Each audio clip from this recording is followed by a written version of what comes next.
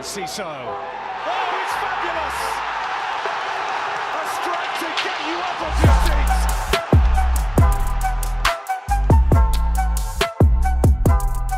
Hello and welcome to Seagulls Social, Season 5, Episode 10. It is the match review of Wolves at home. A 2-2 draw. It feels like a bit of a defeat. We've got Jack. He said before, off air, that he wasn't really in the mood to do this. But it's got to be done, hasn't it, Jack? It's a disappointing result. Yeah. But yeah, there's a lot to digest, a lot to talk about. And yeah, just to start off, Jack, just give us a quick, brief, emotional review of how you're feeling right now. Yeah, it just all went wrong, didn't it? At the end, we haven't had a game like that in a while. It does seem like it's the history of the Brighton sometimes to do something as stupid as that. But yeah, just a very frustrating end to the game. But you know, it happens. I've rationalised it myself now. Like, it took me a while. I think my mum told me to stop shouting the same thing 4 times in a row at the end of the game yesterday because I was just like screaming in anguish. So what were you screaming? Yeah, I don't know. It was something like, I kept on shouting, "How the fuck have we done this?" Like what's it? There's that video where he goes, "I can't believe you just done that." Yeah, and yeah, I was it very just much the felt same. like that. If it's any consolation, Jack, even though I wasn't at the game, but I was watching it live, and yeah, I threw my TV remote, and my missus wasn't too happy. So yeah, not good. Yeah. Not good for the old mental health, was it, Jack? No, it wasn't good for your old men's mental health. But then, you know, after a while, I had a few beers, rationalised it. I just think, this is just like a point in general, like, needs to go to our entire fan base, it feels like sometimes. Just like, when something bad happens, just take 20 minutes and calm down before, like, you know, like, we've got another player deactivating their comments, like, we're 5th, for fuck's sake. Like, we're having a good season, yet we're just getting, like, players getting torrents of abuse. And I just think people just need to calm it down. Like, you know, players make mistakes. Max Wieffer probably hasn't lived up to their hype so far. I think that's fair to say. But don't send them abuse. I just don't get it. I don't get why some people have to do this every single game. Yeah. Every single defeat. Like, we're going to lose games. We aren't like, we didn't even lose yesterday, did we? But like, we're going to lose games. We're going to drop points. We're not a City level team. We're not an Arsenal level team. There's going to be a mistake in us. So, yeah, I think once you get over it, it's all right. I think we've had a good little run of games. So, yeah. Well, we say this every time. We say this every time. You can definitely criticise players. We do this on our podcast. Yeah. You know, sometimes. To be fair, it hasn't been much to criticise recently. But when there has been, and we pull things out, I think that's completely fair enough. As fans, we can voice our opinions. That's absolutely fine. But like you said, there's ways to go about it, and there's levels of, you know, basically that you know, line between being critical and being abusive is where people need to stop. And also, take a moment. If you're feeling hot-headed, you're feeling some kind of way, just relax, calm down. Don't go on Twitter, don't go on Instagram and start, you know, writing stupid comments to people on Instagram. So yeah, I completely agree with you on that one, and that's something I think as a fan base we definitely need to learn. But yeah, before the game kicked off, we had our first, you know, bit of luck go against us with Lewis Dunk being injured in the warm up, and then Igor coming in. I thought Igor deputised really well. I thought he had a decent enough game. But alongside Van Hecker, great to see him back as well in the starting lineup. But yeah, Jack, we both said this off air, didn't we? We think that if Lewis Dunk had been on the pitch come the end of the game, we probably would have seen that out. Is that fair to say? Yeah, I think you know, people saying, how come we managed to do this for 90 minutes against Newcastle and we couldn't do it for like 5 or 10 against Wolves? And I think, like, for me, I just think it's just game management and a little bit of tactical acumen. Cool, that's a big word. Or a fun word, isn't it? Acumen. And I just think, it was unlucky, but I think the 2 centre-backs had a really good game, I thought. I couldn't say they were at fault for either of the goals, really. Maybe should have been a bit stronger from the set piece. I think that was disappointing. Considering that we have been pretty decent at set pieces this season from not conceding from them. So, yeah, I think I just think maybe the subs when we went 2-0 up, or just sort of the subs in general, they just maybe needed to calm the game down a bit. But it is what it is. It's a frustrating. It's quite hard to dissect because you can't really pinpoint it. Obviously, to the 4-on-1 pass is the thing that you want to pinpoint it to, or no Lewis Dunk, but you can't really pinpoint it. It's. Oh my God! Sorry, I'm watching Super Sunday in the background. Lewis did a really good run there. I flinched to that. That was very close. But yeah, it's a frustrating one. I don't think, as much as we say Lewis Dunk maybe would have managed the game better, I don't know whether he would have. Yeah, I think the way the game was going, like I said this again off air, we've had a bit of a chat, so there's a lot of stuff we're sort of repeating, but for obviously people listening and watching, we discussed as well about just in general, the game. So I think a lot of people would have watched that game yesterday, and myself included, probably yourself as well. First half, I thought we dominated. I think we were the better side. We created the more chances. A really well taken goal by by Danny Welbeck. Really good, well taken goal. And then, I feel like the second half, the momentum did switch a little bit, and I thought Wolves, to be fair to them, did actually warrant an equaliser. Like I think you said it as well. Do you feel like that was the case? Come the end of the 90 minutes, obviously frustration, anger, all these emotions obviously were there. But then when you had a bit of time to sort of digest it all, do you feel like Wolves maybe deserved the draw? I think they definitely pushed in the second half. I thought they really made chances. I think it's strange, isn't it, really? Like, I think if we hadn't gone 2-0 up within about 5 minutes of it all collapsing, if they just got a 1-1 right at the end, at the death, I don't think too many people, would have said it was not a great performance. We were really good in the first half, but we couldn't put them to bed.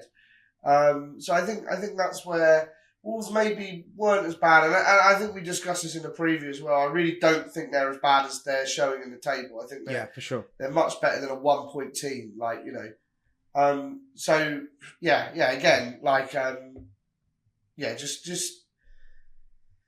Just I think they deserve the point. It's just the manner. The manner of it is the most disappointing thing, I think. No, 100%. Yeah, going 2-0 up and then, letting it all go. And also, for people who didn't know as well, we'd actually not conceded a goal in the last 15 minutes of a game prior to that. And then we go and concede 2 goals in 5 minutes. First of all, that's a great stat to have, I think. Going 8 games in and not conceding in the last 15 minutes shows that, we're very resolute. I think in the game, Newcastle, we showed that we were fantastic at the back. That was a really good defensive display. Even against Spurs, we held out and a great comeback as well. Didn't let them get back into the game towards the end. So we've shown in a lot of games that, keeping defensively solid towards the end of the game we've been really good at it. It just, for whatever reason, in that moment, it didn't work out. And obviously substitutions, let's talk about that because that's been a big talking point. We've always praised Hurzeler. They've been really good tactically and make some really good substitutions. He's made some really good tactical changes in his games. But yesterday, would you say he maybe got it wrong with taking Baleba off for Wieffer? But let me just quickly, before you answer that, I feel like Baleba hasn't shown the fitness levels to last 90 minutes. So I sort of get where the decisions come from. Yeah, I think my immediate reaction was, why did we take off Baleba? Mainly because Maz Wieffer made the mistake and it is what it is. But actually, in hindsight, Baleba was fading into the game a bit. He was fading a little bit. We've got a double game week this week, one in the League Cup and one on Saturday. So it makes sense to rest him because I'd like to see him used midweek because he's so good from the start for us. So yeah, I think a frustrating one. It's a little bit frustrating that we're becoming a bit predictable as a substitution. And this Baleba Wieffer sub seems to happen every single game on about 60 minutes. And this is a problem De Zerbi obviously realised himself that fitness levels weren't always there with Baleba, and probably why he didn't play as much last season. So a little bit frustrating with the substitutions, but I don't really see much more he could have done because Lamptey came on as a winger to try and stretch the game and did really well and got us a second goal. So yeah, I think this is it's not so much a manager problem, it's not so much a player problem. I think it's a combination of them both. And it's just, do you know what? I think Hurzeler got it spot on in the press conference. I think the players would agree with him. It's the maturity, it's a professionalism thing that maybe we just dropped off a bit when we went 2-0 up with 5 minutes to play. And there was a lack of experience on the pitch then. I think that's something that is probably worth pointing out. Like, there was no Welbeck on the pitch had come off, Dunk wasn't in the squad. I think it's a young team, and they're going to make these sort of mistakes. Yeah, no, 100%. And it's such a shame. There's such a shame because there were so many very, very good performances in the team yesterday, but it just all got ruined at the end, and it is what it is. It is what it is. So, who stood out for you, Jack? Because obviously, I feel like there was a really good, again, that Rutter and Welbeck link up could potentially be really special this season. I think they've linked up really well now in the last 3 games. Rutter getting another assist, really good ball. Welbeck finishing off just before half time. Obviously, going into half time at 1-0 was a really, really good, important one because of how much we dominated. I feel like if we hadn't scored in that first half, I think maybe frustrations could have grown and maybe it could have turned out to be a very different game. So Welbeck taking that goal very well. How important is that Rutter and Welbeck relationship that's blossoming? Oh yeah, it's working really well. Like Rutter's come in and like a lot of people have said there was question marks over whether he's a striker, whether we should have spent 40 million, but he's starting to show it that why we paid the money and played him in this system. Because at the end of the day, it's about playing players in certain systems, and I do like him just behind the striker, this sort of 1-2 up front together. So yeah, that's really good to see that Welbeck's continuing to blossom. Good to see him back as well after his injury. Yeah. Turns out my friend Harry was right, and it was just a trapped nerve. So. Apologies to him for calling him a level 4 PT because I think he actually had a master's degree. Right, just the masters. Yeah, just the masters. So yeah, that's really good to see. I thought Ayari had another really, really good performance. Again, he's starting to do really well. Probably the most surprising player this season who sort of come up back from loan, 2 pretty crap loan spells, and he's doing really well. So, yeah, I don't know. It's disappointing to see. I actually think the 2 centre backs were fantastic again. Igor and Van Heck were very was sturdy in their position, and even with the 2 goals, like the second goal, I don't think that someone was like, why didn't Igor just throw himself at him and dive in? And it's like because all 4 of our players had disappeared up the other end of the pitch. Igor had 3 men he was marking. Yeah. So. He's obviously he can't throw himself in because the ball's just going to go elsewhere. So, yeah, a little bit frustrating. And as well, Van Heck made a block for the goal and it deflected off the crossbar. It's a very fortunate goal. He's just sort of hit and hoped at it in the last minute. And 9 times out of 10, that hits Van Heck and deflects over. So, for me, I'm not gutted. I think there were some good performances in that team. It's really good to see Ferguson get a goal as well. That's really important. Let's talk about that because like I said, we were 1-0 up through Welbeck, and then in the second half, I feel like we maybe dipped a little bit in terms of our dominance, but we still created a lot of chances. Yeah. And that second goal, I thought Ferguson took that so well. Like the touch and the finish was brilliant, and it's really positive, like you said, Jack, to see him back on the pitch, getting a goal. I think that's going to do a world of confidence. Hopefully. Going into the next game, maybe even, he might start now in the League Cup potentially because of maybe rotation potentially. So to see that happen would be great. But what a great finish from Ferguson, and how much do you reckon that will do for his confidence going forward? Yeah, emphatic, wasn't it? Like there's a perfect Evan Ferguson goal that we're so used to seeing, and classic power, Fergie. Strength. Classic Fergie. So, I was really pleased to see that. And as well, he needed goal, and everybody can see his quality, but his confidence just hasn't quite been there. It was really good to see him, to get that goal, and hopefully that can lead to a lot more, because we all know that he's a quality striker. We've all seen it for the under-21s and the first team, and then, I'm not sure what went on last season. I think there was an element that, definitely from what I've heard, that De Zerbi and the medical team maybe didn't see eye to eye on a few things. Oh, really? And carried on playing. Yeah, and, that a couple of players probably played through injury when they shouldn't have. And I think Ferguson was definitely one of those players. And I'd love to see him do really well because... Jack, do you reckon that the reason why they were playing for injury, do you reckon that's because we didn't have the squad depth at the time? Now we do. I'm not here to solely blame Fergie, but it was quite interesting at the time that he did go for surgery and did go out injury, was when we kind of had sort of lost grip on Europe. When Matoma was out and, we'd exited the Europa League. All of a sudden, for the last few games, it was kind of, right, get him for surgery and go again next season. So that was definitely more interesting. And I do think, no, I'm not here to, this isn't like a De Zerbi slanging match, but, you know, he was known to be slightly problematic with the injury team. So, yeah, it's good to see that he's had time to recover, that we're not messing about with him, because he's young. Like, you know, there's not many strikers in the world who've come in that young to play in the Premier League, except for, like, the days of Rooney and stuff like that.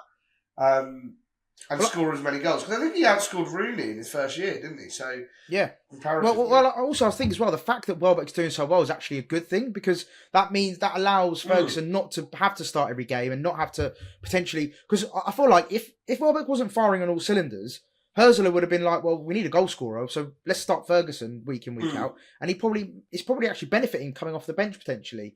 And hopefully getting some game time in the Carabao Cup, FA Cup, you know, cup competitions. Hopefully he just start, and then once he starts finding his form, then potentially he could play with Welbeck, or if Welbeck's form dips, he comes in for Welbeck. So I think it's a really good option to have, isn't it? It takes the pressure off him. And I think that's what maybe he was... I think that maybe slightly contributed to a dip in form, in that the pressure was on him to be our 20-goal a season goal scorer. 100%. And now he can sort of take a back seat but still show his quality like he did yesterday. So, really good to see him back firing on all cylinders. Hopefully he gets a start in the Cup on Wednesday, and then he can sort of crack on from there, really. Because, look, Welbeck's done great this season, but he's not going to last forever. He's 34, isn't he? So, that'd be great to see. 100%. And then, talking about the... to make it... So, we went 2-0 up. Obviously, Ferguson, like we said, a really, really good goal. Lamptey involved as well, which is, again, great to see. He came on and made a difference as well on the right. But Nouri's goal. Now, I actually didn't mention him in the preview. I completely forgot. But I really rate him. I think he's actually a really good left back, considering he's playing for a pretty poor Wolves side at the moment. He's actually doing really well, and I think he's a top quality player. But yeah, his goal. What did you think of the goal, Jack? Was it frustrating to see that sort of go in the way it did?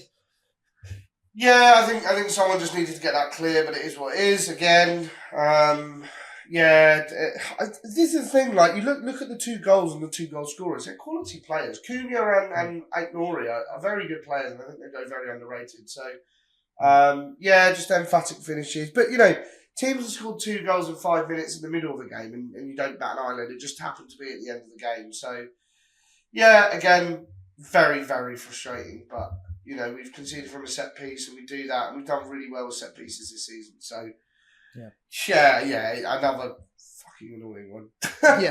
No, for sure. And then the equaliser, we've touched on it already, but of course there was a big moment which has blown up on social media. I think every big social media outlet has covered it, and it's become a bit of a meme, really.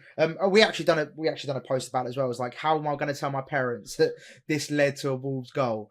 Where if you've been living under a rock and you're not a real Brighton fan, prior to the goal, to the equaliser, it was a 4-on-1. So Matt Wieffer had the ball, and I believe his options were Enciso, Gruder, and who was the other third player? Ferguson.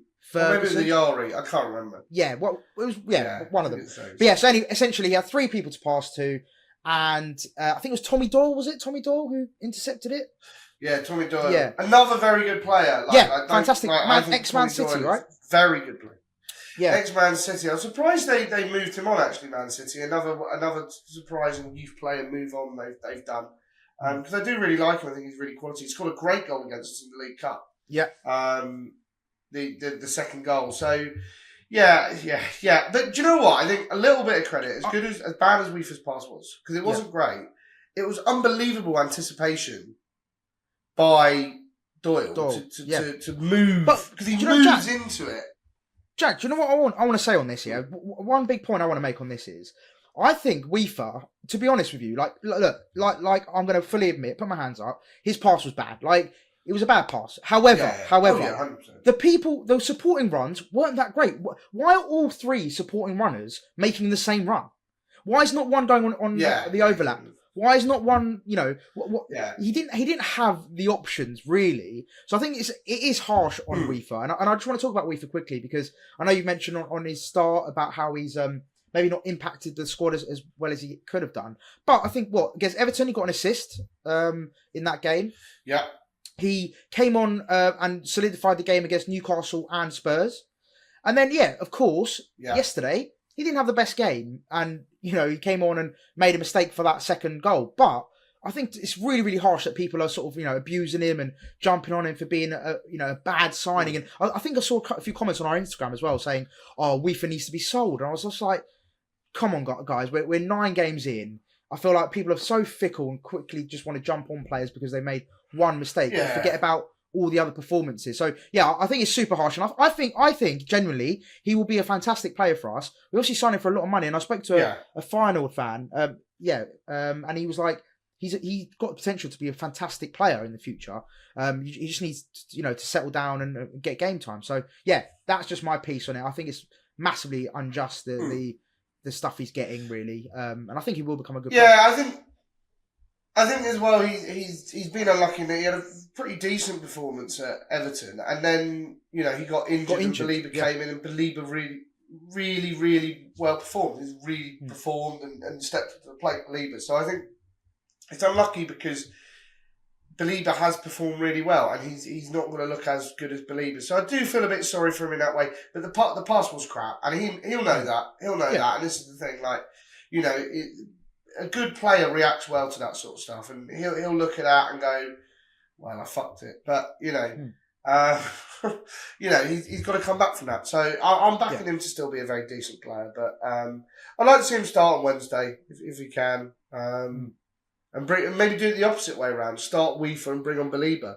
Because we haven't done it that way around. So I think that's a really good shout. I would love to see a lot of rotation in that next game. I think against Liverpool, I'd love to see us rotate and bring in a few of those players like the Encisos that are obviously desperate to impress. I think Gruder to start would be great. Just, basically seeing a lot of the players that we see on the bench starting and maybe see, it's their time to prove what they're all about. And it'll be a great time for Wieffer to bounce back as well. And it was great to see Hurzeler backing him in the press conference. I know he's not going to not back him, but it was great to see him do that sort of publicly as well, vocally, to say that he's behind him. And talking about the post-match conference, you mentioned it as well, but the fact that Hurzeler said we weren't professional or mature enough to win, I think that speaks volumes and hopefully gives the boys a kick up the arse that sort of we might need maybe going into the next few games. So definitely. Going into the next game, Jack, is there anything that you think that needs to be changed radically? Or I know it's a cup game, but do you feel like there's we've made a very good start to the season. We're 5th, like you said, in the Premier League. Yeah. There's no, I don't really see the people that are going, oh, what's happening? We could have been 3rd, we could have been 2nd. And it's like, we could have. But it hasn't happened that way. We've drawn against Ipswich. We've drawn against Nottingham Forest. We've drawn against Wolves. These things happen. It is frustrating, but at the same time, we've got to remember that it has been a solid start. Yeah. Oh, definitely. And I think we talked about this before. Like, it's 7 from the last 9. I think if you'd said the 3 fixtures were Tottenham, Newcastle away, and Wolves, and we said we'd get 7 points out of those 9, I think people would be over the moon with that. That's a fantastic haul. In those 3 fixtures. And the team that we drop points to is not like a rival to us in our position. And, we're taking points off rivals. So that's good to see. We've had a really good start. We're 6th now, aren't we? Following today's results at the end of the weekend. But, yes, we could have been 3rd. Do we need... Look, we don't need Champions League because it's harder to get annual leave off if you're doing it on Tuesday, Wednesday or Thursday. Yeah, smart. You can do the Thursday and the Friday, tie it in with a weekend. Lovely. Bit of Turkish meze as you go away to Fenerbahce. Sorted. But, I think also, like, we could have an amazing season. We spent a lot of money. I think we've got to ignore that. We've got to ignore how much everything cost. We're having a fantastic season so far, but I do think we are doing that old Brighton trope of not beating the smaller teams and struggling against smaller teams. You said that Wolves, Forest, Ipswich at home, we've dropped points. So they're the games you expect to win, and we haven't. So I think that's a bit. That's one thing we've got to get over, but it's very different as to under De Zerbi, because under De Zerbi is that we couldn't break them down. Now we're scoring. And conceding. So I think we've got to work a little bit on that. We've got stuff to work on. But, I think we've had a think great start to the defensively- season. So Yeah, no, sorry. Go on. I was just going to say, I think defensively, that's the only thing that's sort of letting us down in terms of sort of just sloppy goals to concede. You know, like yesterday, I think it was a perfect example. 2 relatively sloppy goals that probably were avoidable, and we just lapsed that concentration. And then, you know, going forward, we look good. I feel like going forward, we've got some really exciting players. Just quickly, actually, I wanted to mention, I forgot to mention, really good to see Estepinian and Matoma link up again. I know they had such a good relationship between before they got injured. How good was it to see both Estepinian and Matoma looking like they're rekindling that relationship they had before Matoma got injured and Estepinian got injured? Yeah, great. I mean, you know, that's the dream team, isn't it? When we were really, really good under De Zerbi, so it's really good to see them linking up. And I think that they'll go on to have really great seasons as well. I think the only thing, like Purvis was fantastic yesterday, but another one of players who just lacked concentration. You know, his concentration seriously lapsed, and he was halfway up the pitch. Like, Eagle was having to deal with 3 players on his own. So for 85 minutes, it's probably one of his best performances in a long time. And then those 5 minutes, he just went wrong. So another one who's back on form, but also coming back from injury. So I don't know. It's there's lots, isn't there? Lots to dwell on, but it's weird. There's nothing I can pinpoint. You know, you're saying about radical changes for the next game. There's nothing I can pinpoint to go, wow, that went really, really wrong about the whole game. If that makes sense, like, you know, there's not anything. It was just moments, wasn't it? Wow, we were complete crap. It was moments. So I think if we just keep on playing like we are, with just a bit more concentration, we'll be absolutely fine, and we'll actually see through these games. I think what you said earlier as well, and what De Zerbi said about maturity, I think that's the key thing for me. I think people forget, we've got such a ridiculously young squad. Like, some of the players out there, apart from, like you said, Welbeck and Dunk, arguably, that we got, Verbruggen's 22, 23, you've got Van Hecker's 24, you've got, who else? Belaber's 19. You've got Ayaru's 20-something. Like, these players are super young. Rutter's 23. Like, these players are super young. We've only got maybe a handful of players that you would say on the starting 11, bear in mind. Obviously, we've got Milner, you know, Milner's there, and, you know, you've got some people in general there. But in terms of the starting 11, it's a very young starting 11. So, yeah, I think we're definitely going to see us mature, hopefully, as the season goes on. The players start to get more game time. And, yeah, it's such a young team. I think we're going to learn so much going through the season. This was my only worry with the transfer window. And we've obviously had a great window. But I did think we lost a lot of experience. Like, you know, to lose Gross, that's experience. And 100%. I, as much as I don't think he's a huge loss to us, and it's not one that I've noticed massively, Billy Gilmore had a lot of experience in the Premier League. So I do think that he sort of, maybe losing him in hindsight, I think everybody says maybe that wasn't the greatest decision, but it is what it is. He wanted to go, so there was no point on keeping him, wasn't there? Yeah. So, I think we just need a little bit more of that experience, a little bit more intelligence, and then we'll be good to go. And do you know, weirdly, we'll probably get something at Liverpool, won't we, in the league? So if they play like they're playing right now, so there you go. So, well, listen, Jack. Any other business before we wrap up? Anything else you want to mention before we go? Not really. The Football Supporters Association protest went really well. It got some good coverage. So nice. Yeah, there'll be another. Liverpool are doing it next week because they're giving everybody a chance to do it home and away. So if you see them at Liverpool, get behind it. It's a really good campaign about ticket prices, because while it doesn't affect us at Brighton, it affects us all in football. High ticket prices and ruins a lot of things. So yeah, that'd be really good. And it'll be interesting to play the same team twice in a week. Yeah, there you go. So it'll be interesting to see 2 teams in the same week. That'd be weird. Yeah, no, definitely. I'm actually really excited for the cup game. I think seeing hopefully a rotated team, it'll be great to get a few more players that, a bit more fitness, be able to watch some players that we don't really get to see much week in, week out. So yeah, I'm really excited. It's a free hit. Yeah, exactly. It's a free hit at the end of the day. You know, I think when we drew Liverpool, we saw a lot of people just jokingly went like, oh yeah, well I guess that's us out the League Cup. And, you know, let's see what happens. I mean, I'm hoping one of us or Palace wins so we can have Palace Brighton on a Sunday. So that's the dream of it all. That's the dream fixture. So, so let's just see what happens. So amazing. Looking forward to it. Well, listen, as per usual, please do like, comment, and subscribe. We don't really usually try and plug it, but it does genuinely help a lot, like in terms of our reach and new people listening to the podcast. So please do like, comment, and subscribe. It really means a lot to us.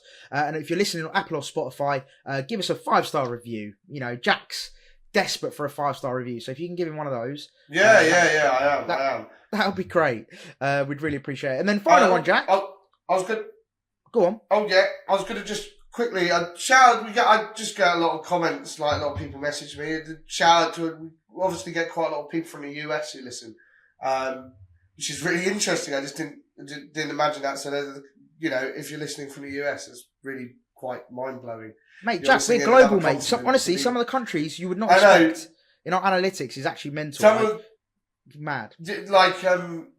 Listening to me talk shit all the way from America is quite quite mind blowing for me. So thank you for everybody who listens from the US. Just a little shout out there. So Big shout out to all our global listeners.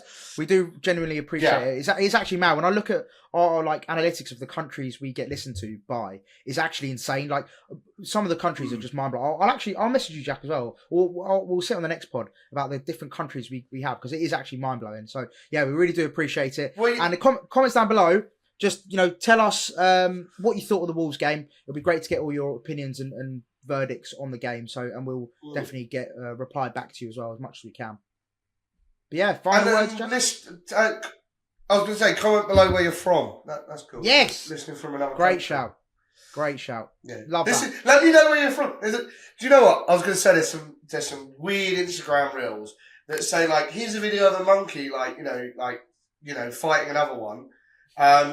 And then weirdly at the end it just says, comment what city you are from. That's what I felt like when I was doing that. Absolute brain rot Instagram. Yeah. Brain rot Instagram reels. That's what the engagement. my future's in. It's all about the engagement. Yeah, big time.